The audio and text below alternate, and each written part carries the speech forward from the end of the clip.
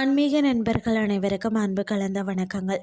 இன்றைக்கு நாங்கள் ஆன்மீகம் சம்மந்தமான பதிவில் பார்த்தீங்கன்னா, கோணேஸ்வரர் ஆலயத்தின் பின்னணியில் மறைந்திருக்கக்கூடிய ராமாயண ரகசியத்தை பற்றி பார்க்கலாமா வாங்க.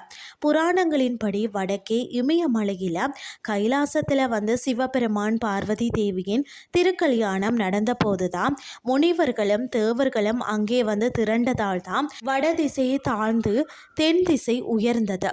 உலகை சமநிலைப்படுத்த சிவபெருமான் அகஸ்திய முனிவரை தென் திசைக்கு அனுப்பினார். அகஸ்தியர் தென்னகத்திற்கு சிவபெருமானின் ஆணைப்படி அங்கிருந்த முக்கிய மலைகளில் சிவலிங்கங்களை பிரதிஷ்டை செய்து வழிபட்டாரா.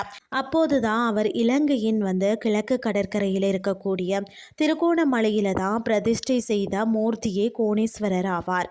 இமயமலைக்கு பார்த்தீங்கன்னா, அதாவது வட கைலாசம் இணையான ஆன்மீக அதிர்வுகள் கொண்ட தலம் என்பதால இது தென் கைலாயம் தசீன கைலாயம் என்றும் அழைக்கப்பட்டதா.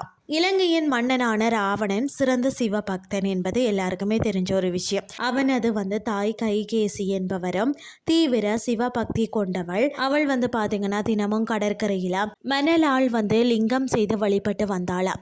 ஒரு நாள் அவர் பூஜித்து கொண்டிருந்த மணல் லிங்கத்தை கடல் அலைகள் அடித்து சென்று விட்டன. இதனால் கவலையுற்ற தாய் தனது வழிபாட்டிற்காக வடக்கே இமயமலையில இருக்கக்கூடிய சுயம்பு லிங்கத்தை அதாவது கைலாச நாதரை இலங்கைக்கு கொண்டு தருமாறு ராவணனிடம் கேட்டாளாம். தாயின் ஆசையை நிறைவேற்ற ராவணன் நேரே கைலாசம் சென்றாராம். ஆனால் கைலாச மலையை தூக்கி வர அவனுக்கு அனுமதி கிடைக்கவில்லை.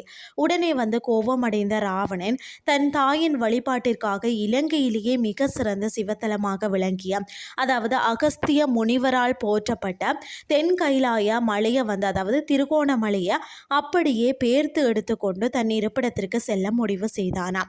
அவனது தனது 20 கரங்களும் அதாவது அளப்பரிய வலிமைகளாலும் பார்த்தீங்கன்னா திருகோணமலை குன்று அப்படியே அடியில இருந்து பேர்த்து எடுக்க முயன்றானாம். அவனது பேராற்றலால் மலை நடுங்கியது. அப்போது அவன் தனது வாளால் பார்த்தீங்கன்னா சந்திரகாசம் அந்த மலையை பிளக்க முற்பட்ட போதுதான் மலையின் ஒரு பகுதி செங்குத்தாக வெட்டப்பட்டது போல பிளந்தது.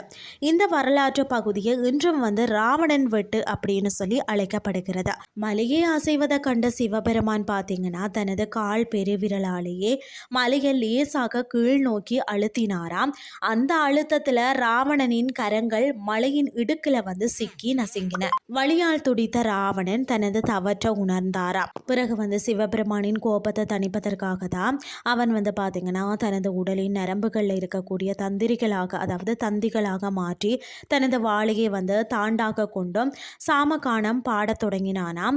அவனது பக்தி பாடலிலும் இசையிலேயும் உருகிய சிவபெருமான் பார்த்தீங்கன்னா அவனது கரங்களை விடுவித்து அவனுக்கு பல வரங்களையும் அவனது தாயின் வழிபாட்டிற்காக ஒரு சுயம்பு லிங்கத்தையும் ஆசீர்வதித்து கொடுத்தாராம்.